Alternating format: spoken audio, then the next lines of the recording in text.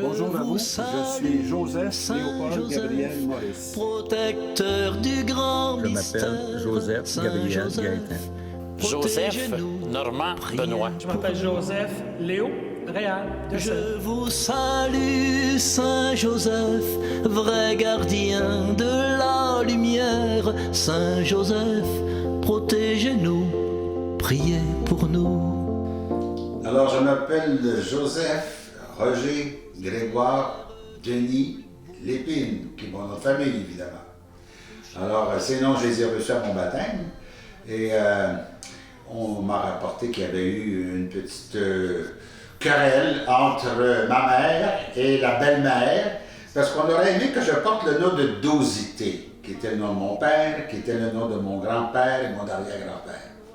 Mais enfin, ça s'est conclu en Denis. Salut, Saint Joseph, protecteur du grand... Pourquoi tout le monde, tous les hommes d'un certain âge portent le nom de Joseph au Québec? Premièrement, dans l'histoire de naissance au Québec, autrefois, au début du 20e siècle, c'était quelque chose de secret. C'était une histoire de femmes, même. C'était féminin, ça regardait les femmes. Même des fois, lors de la naissance, on demandait au mari de sortir, de sortirer. Et lorsque l'enfant venait au monde, eh bien, très tôt, on l'amenait à l'église parce qu'on était préoccupé par la mortalité infantile. Et on ne voulait pas qu'il arrive rien à cet enfant-là, qui meurt sans baptême. Et le baptême lui donnait un nom au plan civil, parce qu'il faut se réaliser que jusqu'en 1994, l'enregistrement qu'on faisait à l'église, ça avait aussi une valeur civile.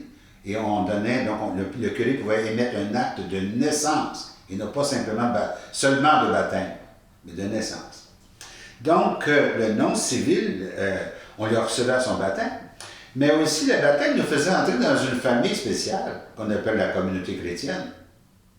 Alors, par tradition au Québec, on avait décidé que les garçons portaient le nom de Joseph et que les filles portaient le nom de Marie. Tous les garçons. Tous les garçons et toutes les filles portaient le nom de Joseph et de Marie, et c'était le signe de l'appartenance à une nouvelle famille. Alors, d'une certaine manière, on entrait dans l'Église pour le baptême avec l'identité, ou enfin la vie que nos parents nous avaient donnée, et on sortait de l'Église avec une autre vie. Ben, c'était encore comme ça. On sort de l'Église avec une vie nouvelle qui nous vient de Dieu, c'est Dieu lui-même qui imprime en nous le signe de son amour vers le baptême. Et à ce moment-là, on le signifiait par le nom de Joseph et Marie qu'on attribuait à tout le monde. À tout le monde. À plusieurs. Et c'est propre au Québec, parce que c'est pas comme ça en Europe? Je pense pas que ce soit comme ça en Europe. Je pense que c'est propre ici. Je ne sais pas si l'histoire de la cigogne qui vient amener l'enfant, je ne sais pas si c'est propre au Québec, ou enfin, on disait aussi que les enfants naissaient sous les choux, les feuilles de choux, ben, ça je ne sais pas. Mais je pense que ça c'est assez universel. Ouais. Mais pour ce qui est de l'histoire des noms, prénoms Joseph et Marie, je pense que c'est assez québécois. Et on n'a pas idée d'où ça vient? Je sais pas. Okay. Une tradition. On était dans une atmosphère évidemment très catholique et puis la baptême était considérée comme quelque chose de vital. Aujourd'hui, on a peut-être une approche différente, on comprend mieux peut-être le sens du baptême, qui est la consécration à Dieu. Mais à ce moment-là, c'était surtout son passeport, son billet au cas où il arriverait une mortalité imprévue. Alors, c'était comme ça.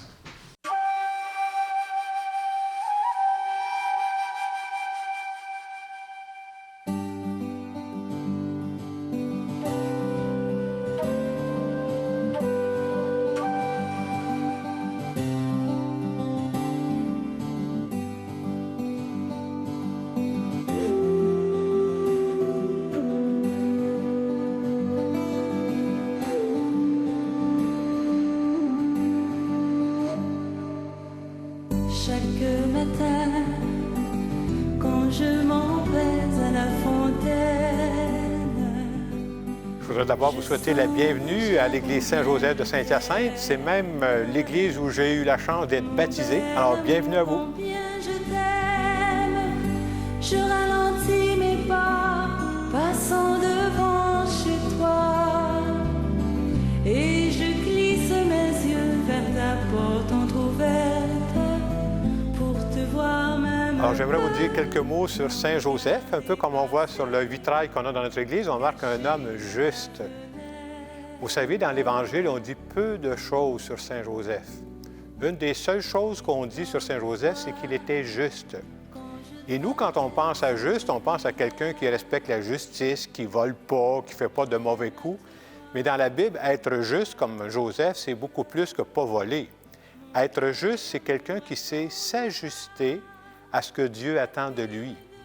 Et Dieu sait que Joseph a eu à s'ajuster. Mettons-nous dans sa situation, hein?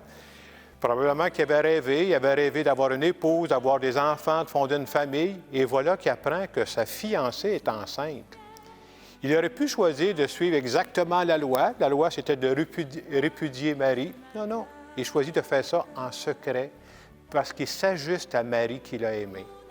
Et après, suite au songe de l'ange, il va encore une fois s'ajuster. Il ne fera pas ce qu'il avait pensé. Il va s'ajuster au plan de Dieu, puis il accepte de devenir le Père qui va veiller sur l'enfant Jésus. Et ce ne sera pas la dernière fois qu'il va s'ajuster. Hein? Combien de fois il va trouver de partir en Égypte pour accompagner sa famille? Moi, c'est ce que j'apprécie beaucoup de la foi. Ça demande une grande foi pour être capable de s'ajuster. Et Marie et Joseph, bien, c'est ce qu'ils ont fait. Hein? Et nous, quand on pense à eux, là, je dirais qu'on a une genre de déformation parce que quand on voit Marie ou Joseph, on les voit dans des statues de plâtre. Mais il ne faudrait jamais oublier que ces gens-là, c'est des humains qui avaient des émotions, qui avaient des sentiments. Joseph était attaché à Marie, Marie était attachée à Joseph. Et même si Dieu vient bouleverser leur plan, ils vont s'ajuster.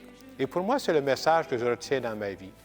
Cheminer chrétiennement, cheminer à la suite du Christ, je pense que le plus important, c'est de choisir de s'ajuster au plan de Dieu sur soi. Et Dieu sait qu'on en a des occasions de s'ajuster.